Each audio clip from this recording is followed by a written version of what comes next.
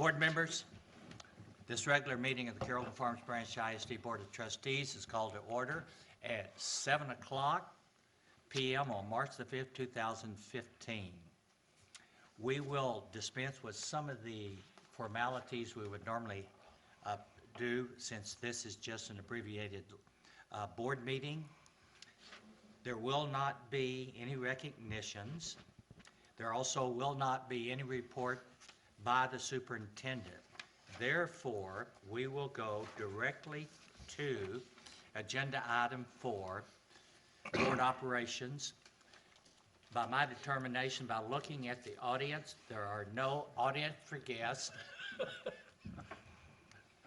And we will go directly to the consent agenda. Are there any items on the consent agenda you would like to pull? Mr. Hyatt. Mr. Goode, we'd like to remove item 9 indefinitely, but there's actually no action to be taken on that item tonight. Very good. Any others? Yes, sir. Mr. Matthews. I'd like to remove item 4 for some more discussion. Very good.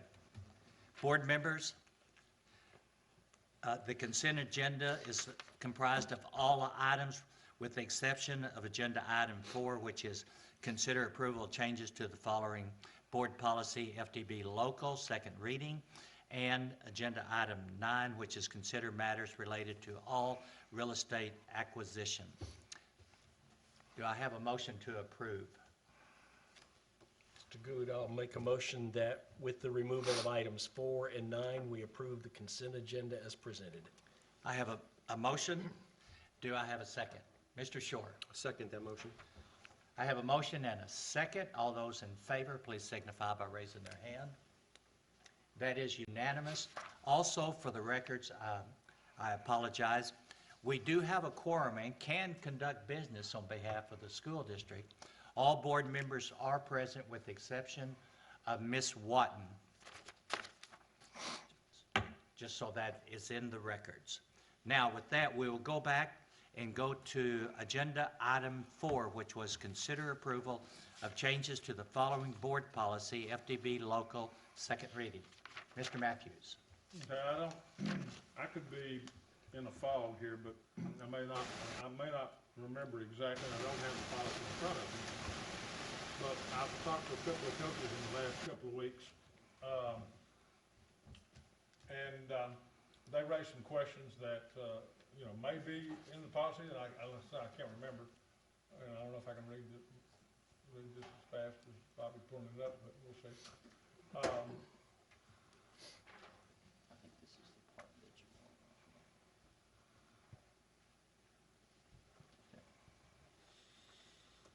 Regular transfers?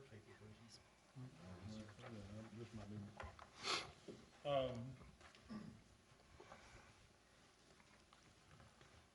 Okay, let me just read I think it'd be better if I read the questions and maybe all of y'all could just chime in and give me the answers so that I can go back and give them the answers. They wanted a real definition of what the first opportunity means, primarily concerning students who come to the district from another city, for example, a junior in high school. I know that we talked about first opportunity being in 8th grade, going into 9th grade primarily when we're talking about academies and so forth.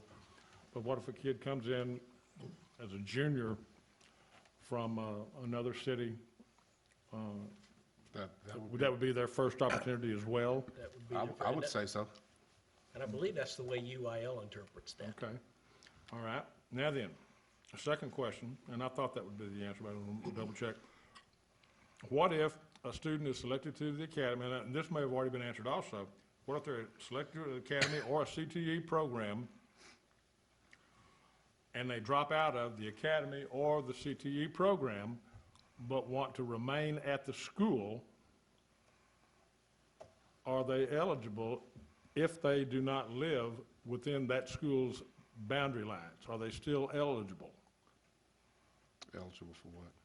To play varsity athletics. Understand.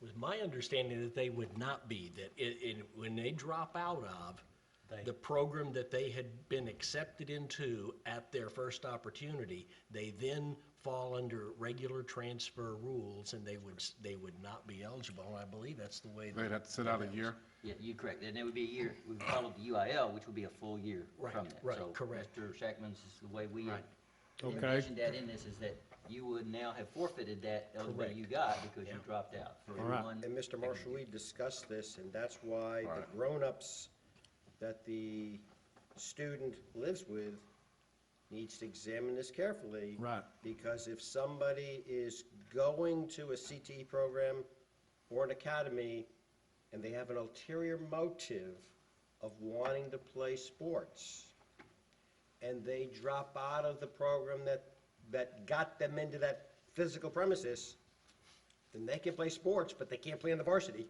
Right, okay. Now- And the second part of this, there's another part to the question. For a year.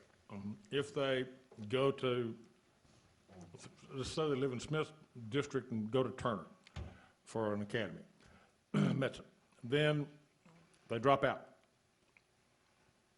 When? Do they- Doesn't matter, I don't think, when. They're not eligible for a year if they drop out of the program to participate in varsity athletics at R.L. Turner. What if they go back to Smith? Would they be eligible at their home school where they're zoned to go in the first place? The answer to that is no, not for a year. Right, they would be treated as a transfer student. Okay, so they're still not eligible. If they go and drop out, they're not eligible for a year. It seems like harsh punishment. Okay. That's Well- why they have to give due deliberation to, do I want to attend this academy?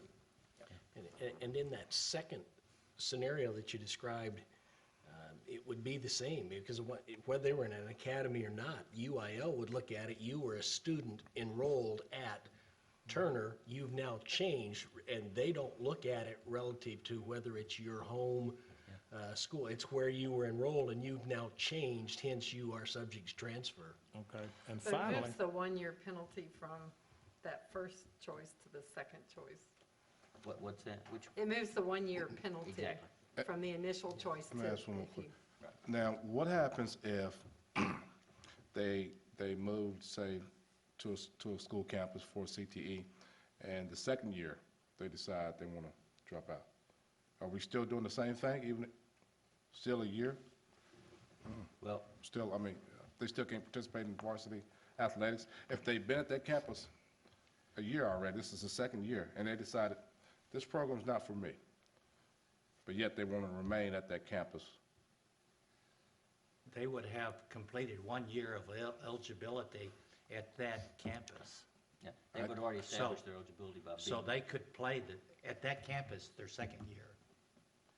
and be withdrawn, they could drop out of the academy. No, if they- If they've if been they- there for a full year, they could drop, what you're saying is they could drop out of the academy and be eligible if they I would establish a say year? I don't believe so. I think UIL would say no, because I think when you move from school A to school B, you are a transfer unless the one proviso, if I understand the UIL rule correctly, the one proviso is if it was what they call a school of choice, and we've defined that as an academy or a CTE, and then at first opportunity. So if it is anything other than the academy or the CTE at first opportunity, it would be the same as if they were at Turner, they finished at Turner, they weren't in anything, and they decided, I want to transfer to a different school. The only way they would not have to sit out a year under those circumstances at UIL is if their family physically moved to the different attendance zone.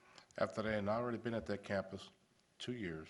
But they did not, but the question is, they transferred to Turner, Right. first choice. They And they didn't finished transfer, 1 they year. attended. Yeah. Right. And they decided to drop out of the academy, but they're gonna stay at Turner. At the second, yeah. They would have completed that They- 1 I year. don't think we let them stay. I think Yeah, that's. I think, that's Mr. what- Matthews, I'm going to move this conversation a little bit, because the questions that you're presenting to us at least expose to me the problem that we're trying to eliminate. We gotta get some more definitions. Well, in terms of perhaps some people who coach teams do some recruiting. And these questions indicate to me that the problem is a real live one. And so the answer to the coaches is really, you tell the player, the student, that you're contemplating recruiting, and you're contemplating recruiting by having them go to a CTE program or academy, that the only sure way that that person can participate in varsity athletics is by staying in that program. And that if they opt out of that program, there's a real good chance that that player they wanted playing for them is going to be precluded from playing for a year. I understood it the way Mr. Shackman said it, that no matter how long they've been in the CT program or the academy, if that's what got them into that physical premises, and they leave that academy, they leave that CT program, then their opportunity to continue playing varsity sports is precluded for a year. And if we want to eliminate recruiting, if that is an evil that we want to eliminate, then I'd suggest the words I just expressed is how we have to communicate to the people who would be doing the recruiting. And that was my final question, that they want to know, they want a really good definition of recruiting. Tell them that if they go to a CT program or an academy, and if they leave that, they're probably out. Okay, what if, for example, Paul Ressa at Newman Smith, who wears a white visor with an S on it all the time? When he's That's for coaching? sure. Yeah. What if he goes with the counselors at Smith over to Blaylock, when the CTE program, when they're trying to get kids in Blaylock interested in the culinary arts Whatever. program at Smith, and instead of his visor, he wears a chef hat and sitting at the table with them and say, yeah, young man, you need to really think about our culinary arts program. He's doing them a disservice if he doesn't add, but if you attend and then leave it, then who you will be seeing if you want to play sports for a year won't be me. So we're saying right now, as it is, if a student goes to a campus and he's at that campus 2 years and he opts out of the CTE program, so we're saying by UIL standards that kid would now become ineligible? Is that what we're saying? If he As well? goes to another campus, he If would. it goes to another. If he stays at that one campus, I think is the one question that. And may board need some members, this clarity. goes back to what we said we wanted in the policy. This is that determination that will be made by the administration. Because they will have access to all of the information. They can interview the student, they can interview the athletic director, coaches, and everybody, and they can therefore make that determination. Well, and the first opportunity is brighter, but the second opportunity of change is worse. That's correct. And we want to see the meal that Coach Ressa prepares so we can enjoy it. That's right. And that he was teaching some culinary Well, I art think classes. that's We don't think he recruiting is. if he's attending. Yeah. And, Yeah. You know, I'll say this to the board members, because I think, you know, when we started this, we were certainly looking for ways that doesn't penalize a kid for making a choice to that. But I think what you've really come up with is a policy that further discourages recruiting, does not increase it. I mean, before was probably less lenient, because it was just a one-year freshman, it didn't matter, and then after that, you were eligible, and you could go back. This one puts a little bit more accountability to your choice, as Mr. Shore said, and that's what it should be. Be mindful of your choice, because it has consequences if you didn't choose Actions it for have the right reason. consequences. Yeah, if you didn't choose it for the right reason, which is for the academic purpose, then there's a pretty good penalty there. So I really think this is a stronger stand against recruiting that can go on, because the consequences are severe, so.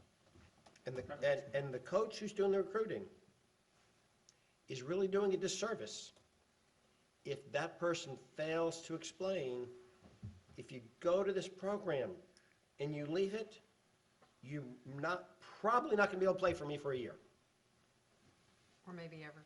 or maybe ever. Okay, thank you. No further questions?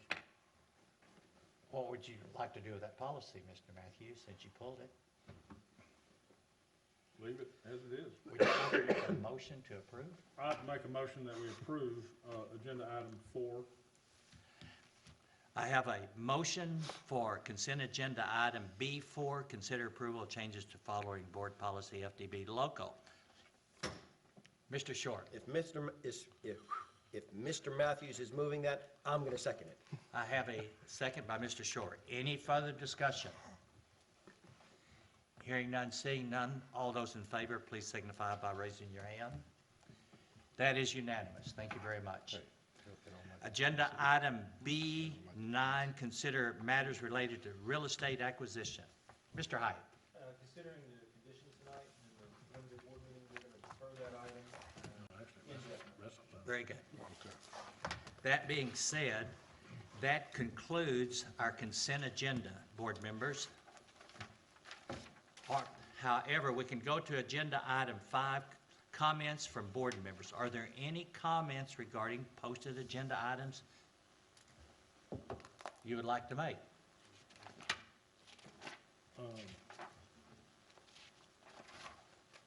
Mr. Matthews. Well, no, I'm good. Well, while he's contemplating, I do. Yes, sir. Mr. Short. Since the consent agenda included canceling the election for the spring, I just want to congratulate the two candidates, let them know how thrilled I am that you're going to be serving another 3 years, and applaud the community that they saw the wisdom in not doing anything to challenge Mr. Fleming and Mr. Matthews. Very good. And it's terrific to have the two of you for 3 more years. Mr. Short? Ditto, Mr. Short. Mr. Matthews, did you have any other comments? No, I was just letting you know how elated I was that nobody did challenge either one of us. Very good. With that, we'll move on. Agenda item 6 is closed meeting. As I understand, Dr. Burns, there is nothing for closed session. Closed meeting. Therefore, we can skip agenda item 6, agenda item 7. Board members, by my determination, we have reached the end of our agenda, and we are adjourned at 7:17 p.m. Thank you very much.